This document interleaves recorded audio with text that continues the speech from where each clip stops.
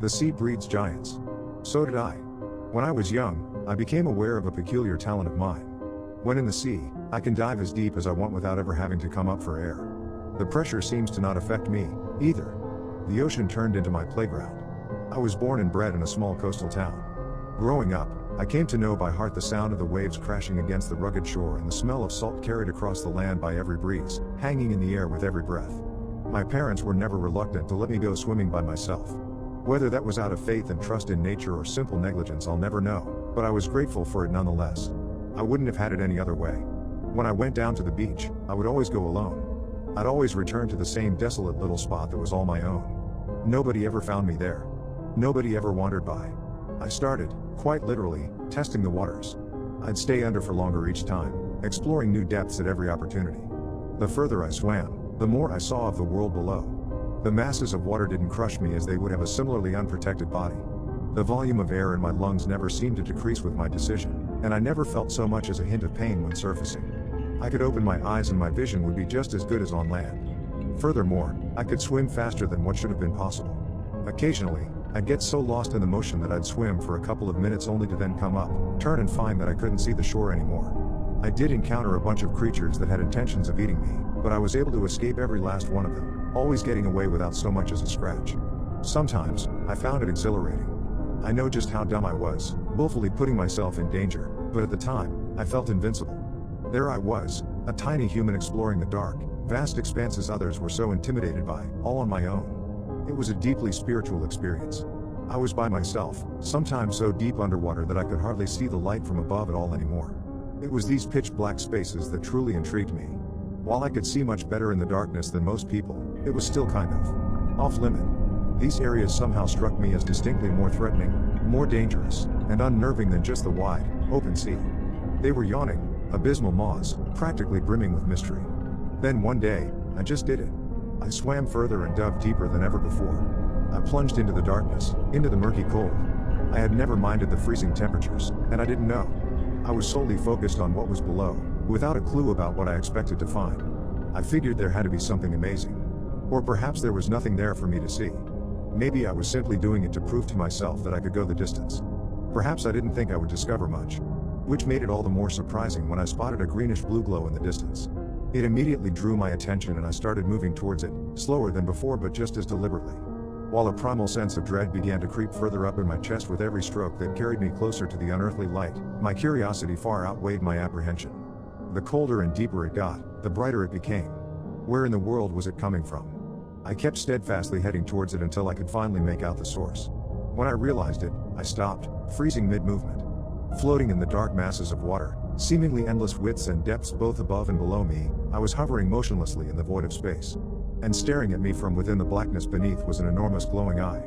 It sat within a horrid face, above a mouth so big it could have easily swallowed me whole, and a dozen people more. It opened its maw a mere slither, revealing rows upon rows of needle teeth, each one longer than I was tall. The body this head was attached to was so gargantuan that the better part of it remained invisible to me, hidden in the nebulous spheres of the bottom. I cannot describe to you the fear that I felt at that moment. It wasn't just the terrifying sight in front of me, not just the teeth and glowing eyes, it was the sheer size of this monstrosity. I suddenly felt like I was merely a grain of sand on a big, long beach, a speck among billions so easily carried away with each lap of the tide. If I was the grain, then this was the wave. Hulking, mighty, boundless, unaware of such a minute little being as myself, unaware and uncaring.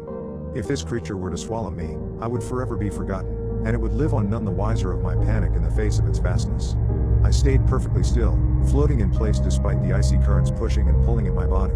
Stayed perfectly still, my blood frozen, my heart in my stomach as the snake's giant eyes bored into me. I knew then and there that I had been wrong. This being was aware of me.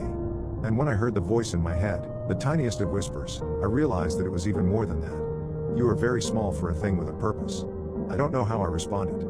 I suppose I simply thought the words, but somehow, the ancient did hear my question. What are you? I asked the thing in the dark. I am. Are you going to unalive me? Not if I can help it. Despite the relatively soothing nature of these words, there was an undertone to the murmur they were spoken in. There was calculation there, raw and vicious. Will you let me go? Afterward. I kept staring, my thoughts racing as I feverishly contemplated whether to flee or to linger. Something told me that if I moved a single muscle, I would be sucked into the space behind those needle teeth within a heartbeat. I need you. My throat constricted when a strange fog seemed to ooze from the creature's body, swirling, misty tendrils mixing with the water and enveloping me in their strange pale haze. What is this? My mind cried out in terror. I struggled, kicking and flailing to maneuver my rigid form out of this strangely contaminated zone. For the first time in my life, swimming did not come effortlessly. Through my clouded vision, I could see the unearthly green light slowly fading as the ancient shut his eyes, masses of water shifting as it sank to the very bottom once more. I was then hurled up to the surface by a current that dragged me almost the entire way back to shore. I was swept onto dry land by the waves, and on the beach I lay, trembling in the summer sun as my eyes gazed into the far too bright sky. When I was found, I was burnt and blistered and covered in my vomit.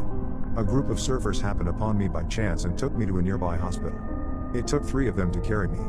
My stomach had swollen to the size of a beach ball. The doctors couldn't explain it. Neither to myself nor my parents. Without ever having known intimate human contact, I was pregnant. The unborn baby was growing rapidly. I was rendered immobile by its weight and size merely 3 days after the conception. A week later, I gave birth. I don't remember any of it, having been sedated during the process. But I can still see the faces of the medical staff looming over me, the last image from before I fell asleep etched into the folds of my brain. Their eyes were wide open, features contorted in shock and disbelief. My daughter was released into the sea a couple of weeks after her birth.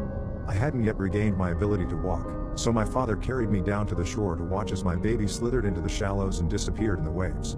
During her brief time on land, her weight had already doubled and tripled. Nobody had any idea what to do with her besides letting her go. It's been 2 years since then.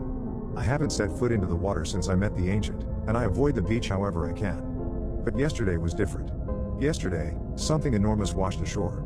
I recognized the ancient by the form of his severed head and his lifeless round eyes. I recognized the father of my child. There was no trace of the rest of his body, except the red that tainted the shallows. I don't know if the ancient had envisioned this end for himself, but whatever the case, I felt light as a feather gazing upon his mangled remains. Thank you, baby girl.